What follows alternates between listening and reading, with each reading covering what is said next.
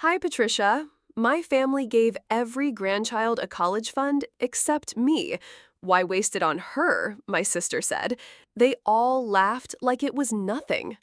At dinner, they toasted to legacy while I poured my own drink, sitting by the trash bins.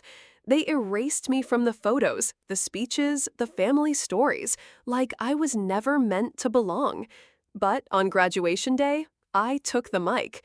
And even my sister, the one who called me worthless, went pale. Before we dive in, tell me, what time are you listening to this and where from? Drop it in the comments because what you're about to hear is what happens when the forgotten one stops staying silent. I arrived a few minutes before they started clapping for the Yale acceptance speech.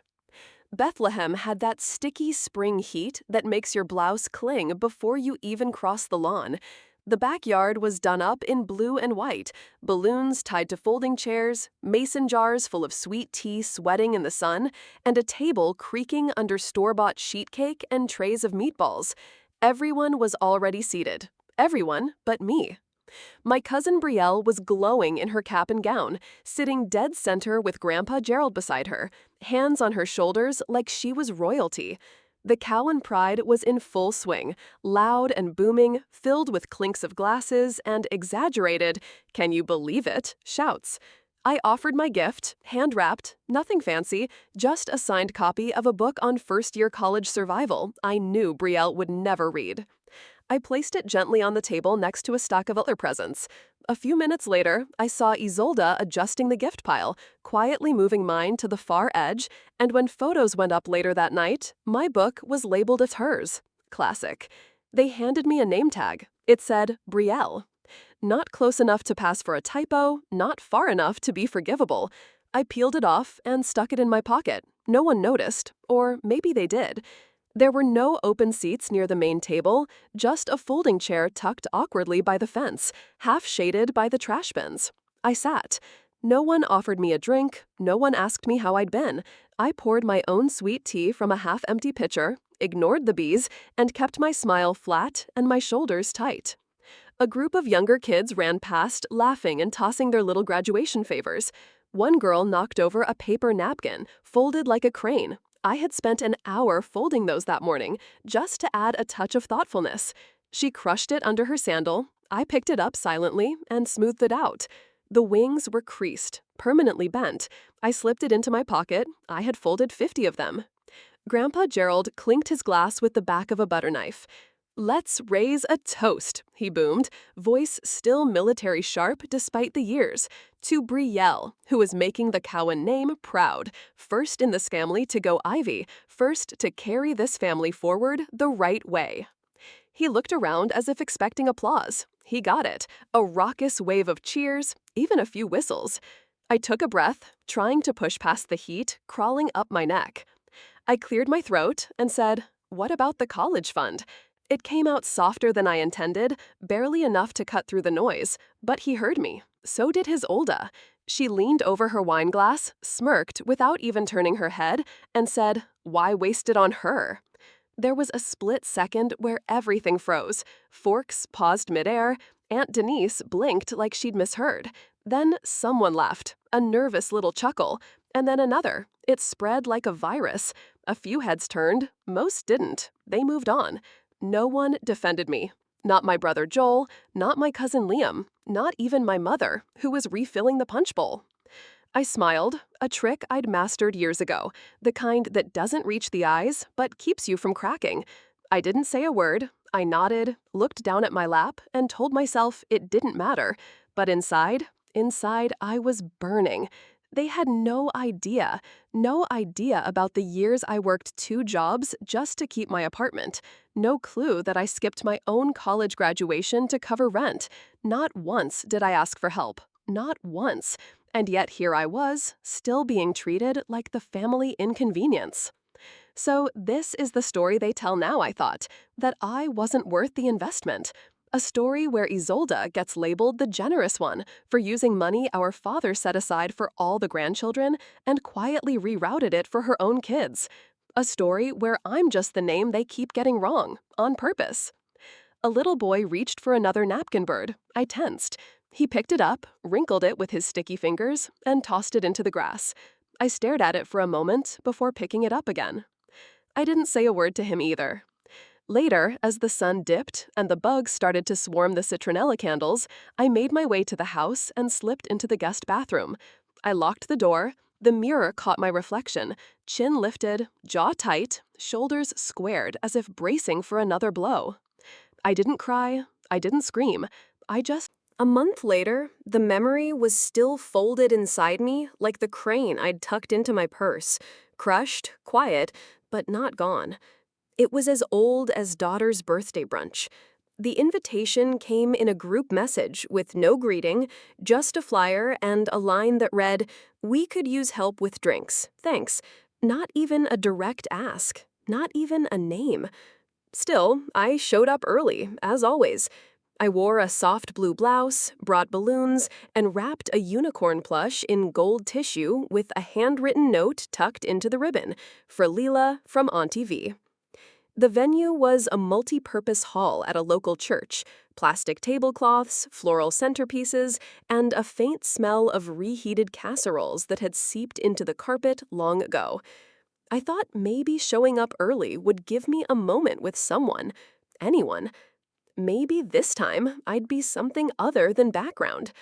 I helped set up the juice station, adjusted chairs, even folded a few napkins into fans. "Hey, miss." I turned around. A woman in a floral dress held out a dirty plate with half-eaten pancake and a smear of jelly. She looked about 60, probably a neighbor or someone's mother-in-law. "Could I get another set of forks at the table by the bathroom?" I blinked. "Sorry?" She smiled, tilting the plate toward me like I'd missed a cue. The forks were short. I reached out, took the plate. "Of course," I said. As she walked away, I looked around the room. Isolde was laughing with a friend by the mimosa bar. Gerald was fiddling with the speaker wires. No one corrected the woman. No one said, "That's not the waitress. That's my sister." I fetched the forks. Later, after "Happy Birthday" was sung and half the guests had left their paper plates behind, Isolde stood on a chair with a microphone in hand, all grace and pageantry. "Before we clean up," she said, smiling broadly, "I just want to thank everyone who made today so special. Especially Marlene, my shopping buddy and unicorn co-conspirator." She held up the plush I'd picked out.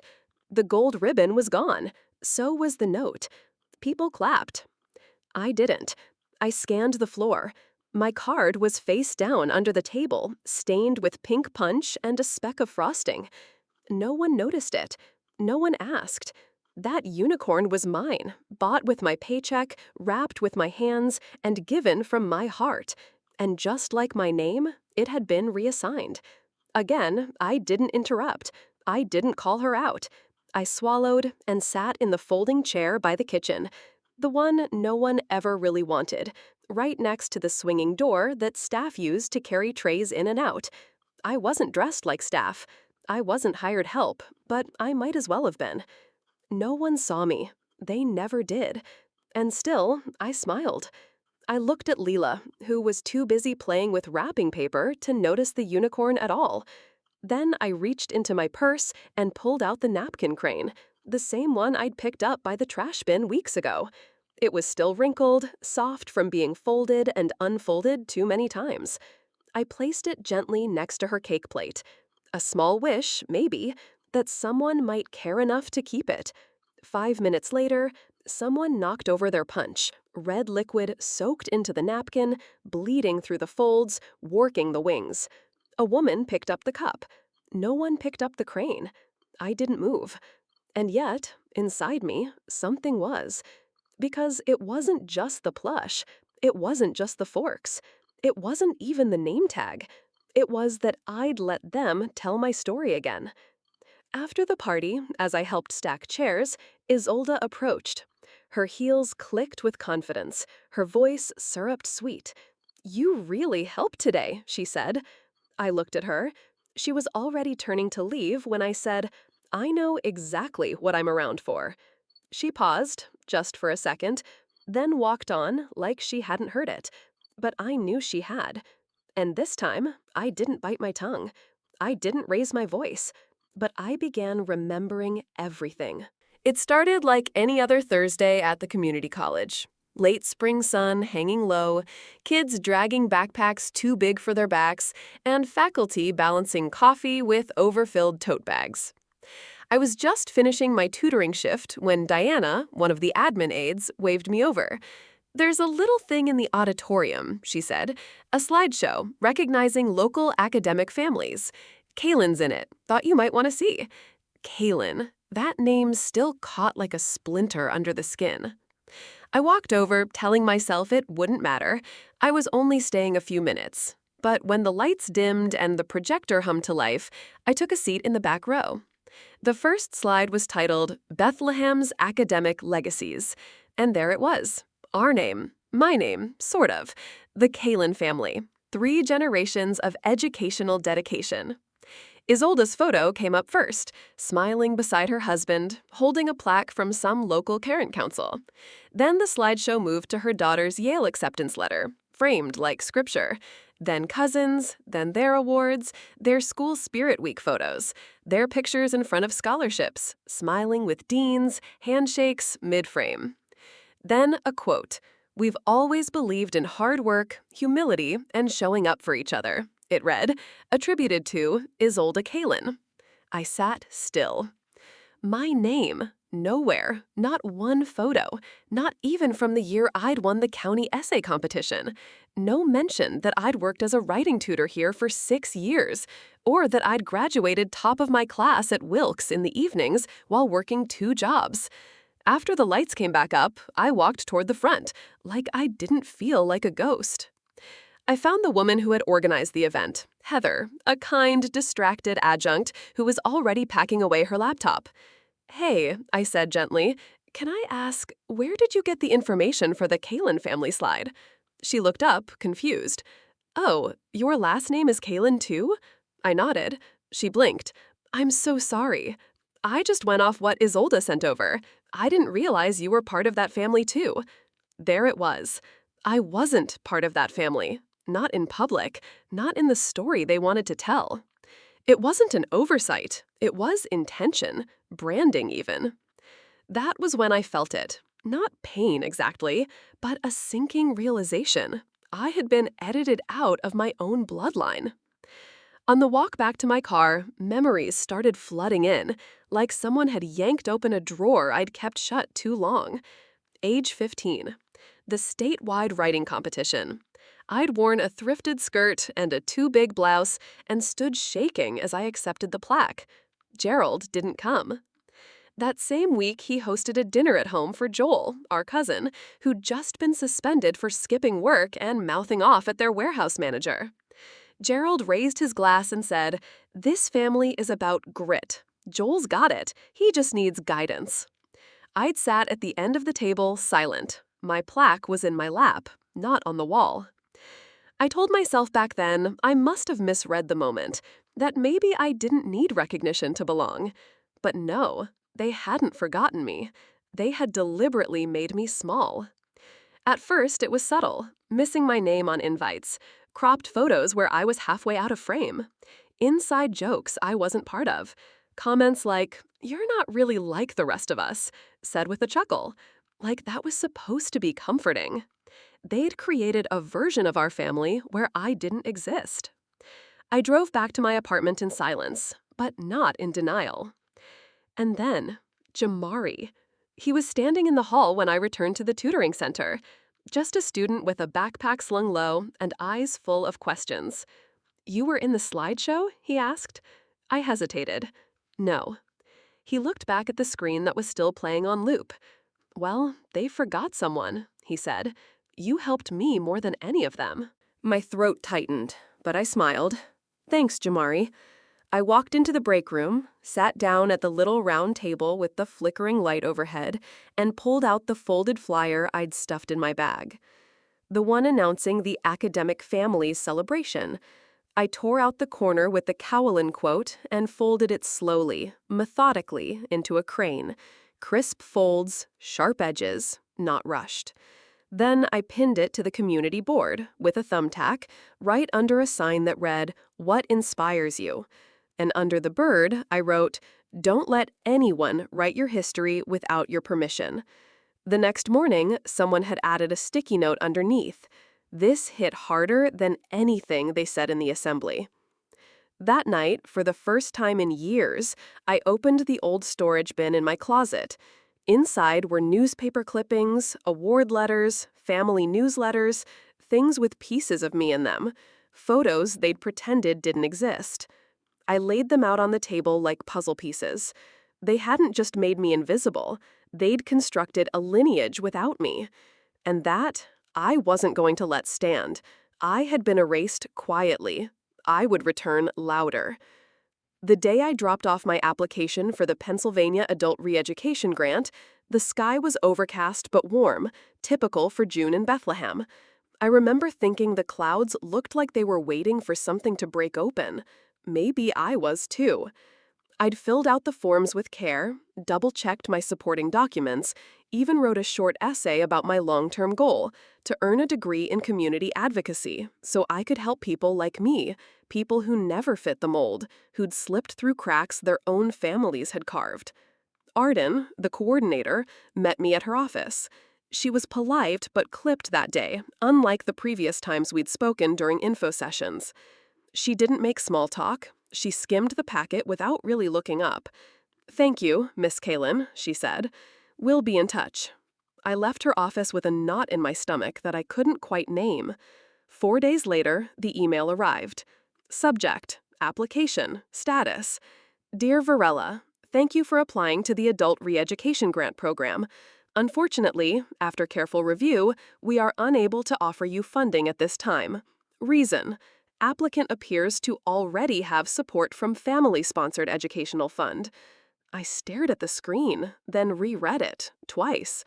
I didn't have any support, not from the Kalin Family Fund, not from Gerald, not from anyone. I hadn't even heard of that kind of fund until I started applying. So I called Arden's office. She answered after the second ring. Her voice held the tone people use when they know they're about to say something that's not theirs to say. "I wasn't supposed to disclose this," she began, lowering her voice. "But I think you deserve to know. Someone contacted us, a family representative. They said you weren't in financial need and that you had a history of emotional instability." My breath hitched. Arden continued gently. "They implied you might cause disruption in a classroom environment, said you had a tendency toward conflict." I didn't reply. I couldn't. The call ended with her saying, "I'm sorry, it was persuasive enough that we had to consider it." I sat still for a long time.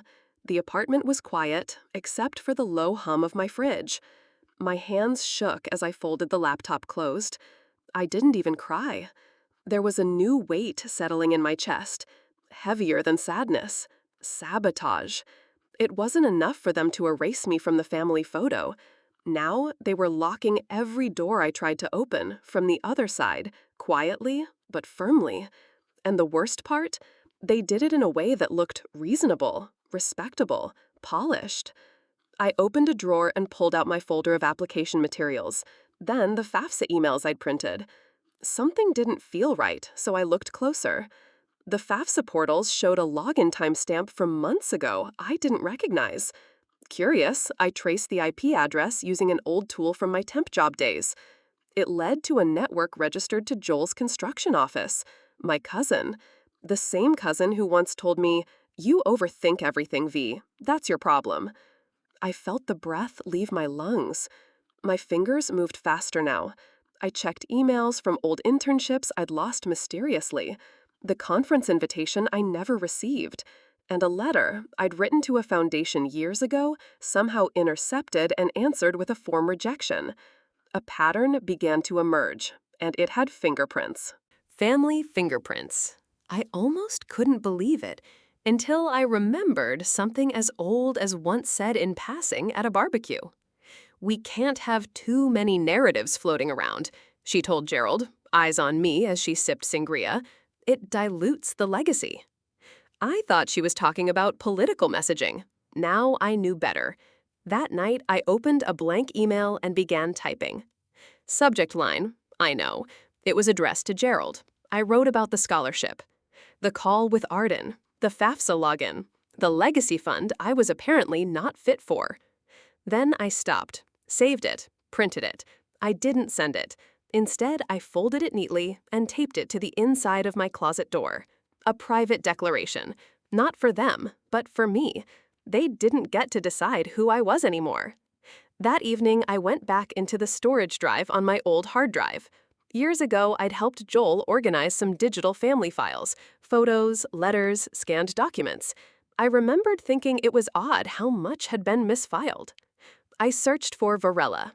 Just one folder popped up. Varela, unsuitable for legacy fund. My throat dried. I clicked it open. There was a document inside. A letter. From Isolde, addressed to Gerald. She wrote about brand integrity and how positioning Isolde as the face of academic success would resonate more with community leadership. She even used the phrase, Varela's unpredictability poses a long-term reputational risk. She's better positioned outside the spotlight. They hadn't just ignored me. They'd planned my invisibility. I closed the laptop and stared at the screen's black reflection. Then I picked up the phone and dialed a number I hadn't in years. Professor Baines answered on the second ring. Her voice still held that mix of sharp intellect and maternal steel I remembered from college. Varela, hi, Professor, I said. My voice was clear, steady. I'd like to write something, but this time not for silence. I wasn't angry anymore. I was awake. The invitation came in a thick ivory envelope, sealed, formal, unnecessarily elegant for what was really just a dinner. Isolde's handwriting was as precise as her intentions. Small gathering for Mom's birthday. Family only. Dinner at my place, 6:30 sharp. No, hope to see you. No warmth. Just a time and an address. I debated going, but I didn't want to be included. I wanted to observe. I arrived 5 minutes early, parking down the block. The house was new, modern gray siding, oversized windows, an architect's dream on a trust fund budget. I stepped out of my car and adjusted the scarf around my neck. June evenings still held a breeze in Bethlehem. The front door opened before I knocked. Isolde didn't smile. You came. Her tone wasn't surprise. It was calculation, as if she hadn't expected me to come, but had prepared her face in case I did. Inside, everything gleamed. Hardwood floors that echoed each step, candles flickering on the kitchen island, matching plates already stacked beside place cards. I caught sight of mine, set farthest from Mom. We exchanged pleasantries, if you could call it that. Wine, she offered. No, thank you, I replied. Just water. As I followed her toward the dining room, something caught my eye in the hallway. A gallery wall. The Collin legacy. The etched brass plaque read. Framed photos lined the corridor like a curated museum. Joel shaking hands at his business award ceremony. Our cousin, Alyssa, at her white coat pinning for med school. Isolde, standing proud in front of her nonprofit's new building with Mayor Stratton cutting a ribbon beside her. And then, tucked near the light switch, nearly out of view, was a photo of me. I was 4, grinning at the camera with grape juice on my dress. That was it. No high school graduation photo, no mention of the essay contest I won, nothing about the workshops I built for underprivileged students, not even a shot from Dad's funeral, where I'd been the only one to speak who didn't cry. I paused. Did you crop me out of the family reunion photo? I asked, eyes on a familiar picture. Everyone in white, smiling on the beach. Isolde didn't hesitate. We only had space for the most relevant milestones, she replied. Yours weren't on public record. It was said with such poise, cold, surgical, not a jab, an incision. I nodded once. Just once. I didn't need more. Exit signs started lighting up in my mind like emergency lights in a burning building. Dinner was served at 6:45. Roasted chicken, asparagus, couscous. Isolde's husband poured wine generously. Gerald offered up his usual toasts, and Mom smiled like a porcelain figurine. Pretty, posed, and entirely absent. At one point, Isolde praised our cousin Tyler. He just submitted his early application to Princeton, she said proudly. Gerald lifted his glass. That's what I call a legacy in motion. No one looked at me, but I felt the heat of what they weren't saying. You are the pause in our legacy. I chewed, slowly, quietly.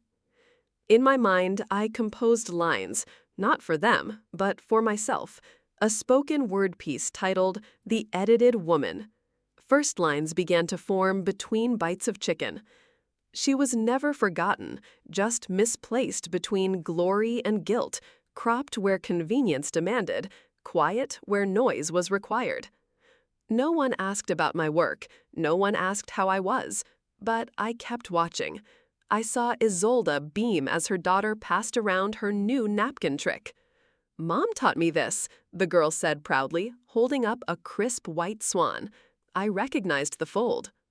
I'd invented it one summer when I was 9. I used to teach it at church picnics. I didn't say a word. Just picked up my napkin and, with slow hands, folded it into a crane, wings extended wide. Before we left, my niece tugged on my arm. "Can you show me how you made that one?" I knelt beside her. "You want to learn something different?" She nodded eagerly. I took a fresh napkin from the table, placed it gently on the sideboard, and began folding it into the crane. Step by step, her fingers mimicking mine. "Wings open wide," I said, "so it doesn't forget how to fly." She smiled, and I smiled back. Not at her, but at what came next. Because I didn't just leave that house, I left the version of me they had built. I didn't just leave that house, I left the version of me they had built. And with every step I took towards something real, something mine, I started seeing their construction for what it was. A fragile facade, stitched together with dismissal and manipulation. 2 weeks later, I got the email from the dean's office. Subject line, graduation speaker confirmation. I sat in my kitchen staring at it, blinking twice before opening it, half expecting some cruel twist. But no, it was real. They had approved my application to speak at the community college's upcoming graduation ceremony. My topic? Redefining legacy. For the first time in years, I felt like someone had handed me a microphone without muting it first. I threw myself into writing. After work, I'd stay up late, scribbling paragraphs and crossing outlines. I rehearsed it out loud until my voice cracked, until the words sat on my tongue like truth that had always been there, waiting for a place to land. I didn't tell my family, not at first, not yet. It felt too sacred to risk. But good news travels quickly when it's not protected. 3 days after the confirmation, I got a text from my younger cousin, Dina. It was short. "Sorry, meant to send this to Joel." Attached was a screenshot. It was from the family group chat, one I was never in. Isolde had typed, "Let her have her little speech. It'll be sad and poetic, like always." Joel's reply came fast. "Just make sure someone reviews it. Don't let her go rogue on stage." I read it twice, not because it was shocking, but because it wasn't. It felt expected. What stunned me was the tone. Not anger, not concern, just casual dismissal, like I was a nuisance. They had agreed to tolerate as long as I stayed predictable. 3 days before the ceremony, I got called into the dean's office. He didn't meet my eyes right away. "I'm sorry, Varela," he said. "We received a formal complaint from your family. They expressed concern about your emotional state." I didn't respond. "We have to revoke your speaking slot." "It's for the sake of neutrality," he added, as if he thought saying it kindly would soften the blade. I stood up, nodded once, walked out. I didn't go home. I wandered campus until my feet hurt. Ended up in the library, sitting at a corner table beneath a flickering overhead bulb, staring at my printed drafts. My fingers trembled as I spread them out like playing cards on a table. No one else was playing. I didn't cry. I laughed. Not the kind of laugh that makes people laugh with you, the hollow kind. The kind that slips out when you finally understand that the people who were supposed to lift you built their ladders from your silence.